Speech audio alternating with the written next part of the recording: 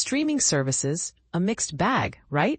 Sometimes they're a total mess, messing up the viewing experience with things like incorrect aspect ratios or an onslaught of ads.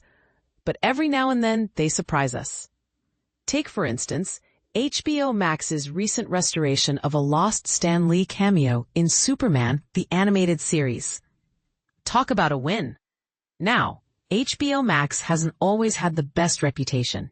They've rebranded a couple of times, and there's been a history of shows and movies disappearing into the streaming void.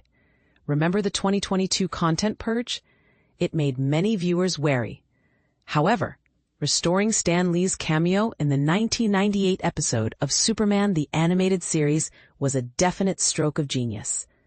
This cameo featured Funky Flashman, a satirical take on the Marvel legend created by Jack Kirby. The episode, which was animated, originally had Lee's likeness removed by Warner Brothers due to concerns about using his likeness, along with others. But now it's back. But here's where it gets controversial. Why would Warner Brothers have a problem with the Stan Lee cameo? The episode in question, Apocalypse, now from the show's second season, was all about Jack Kirby's Fourth World saga, featuring Darkseid and his formidable villains. Superman faces his toughest challenges yet. In this story, Superman and Orion team up to fight off Darkseid's attempt to conquer Earth, with the help of police officer Dan Turpin. Turpin, inspired by Kirby's character from the New Gods comic, was a tribute to the legendary artist. Sadly, Turpin meets his end in the episode.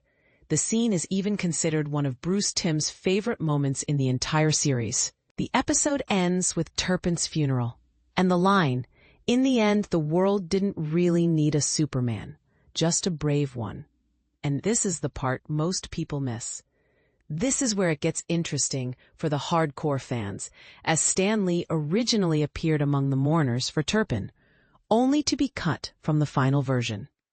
Here's the juicy backstory. Jack Kirby left Marvel in 1970, frustrated with his contract and increasingly resentful of Stan Lee, whom he felt took undue credit for his work. Kirby then created Funky Flashman, a character loosely based on Lee, when he moved to DC. When Bruce Timm was creating the storyboards for the funeral scene, he included several cameos, including Kingdom Come artist Alex Ross, Mr. Miracle, and Stan Lee as Funky Flashman. But when the animators followed Timm's designs, Warner Brothers' legal department stepped in. Lee and the other guests' likenesses were removed from subsequent airings and the DVD release. It wasn't until the show landed on HBO Max that the original version was available again.